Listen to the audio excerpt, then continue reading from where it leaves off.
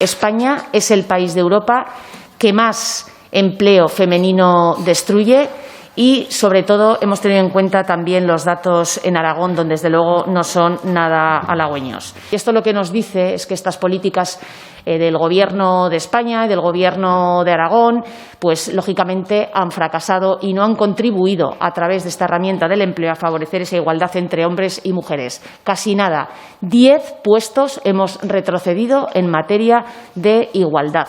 De estar en el puesto número 5, hemos descendido al puesto número 15 en el último año. Concretamente, el 30% de las mujeres aragonesas viven en el medio rural. Esto nos lleva a cada vez hacer un mayor hincapié en estas políticas en el medio rural. Y la despoblación va muy ligada también al papel de la mujer. Donde hay una mujer, siempre lo hemos dicho, hay futuro, hay un proyecto de vida y, además, también es una herramienta para ese asentamiento de la población. Si una mujer se siente segura, es capaz de elegir libremente quedarse a vivir en su pueblo, y para ello hay que dotar de servicios, hay que dotar de oportunidades y facilitar el desarrollo, como decía antes, de la vida cotidiana.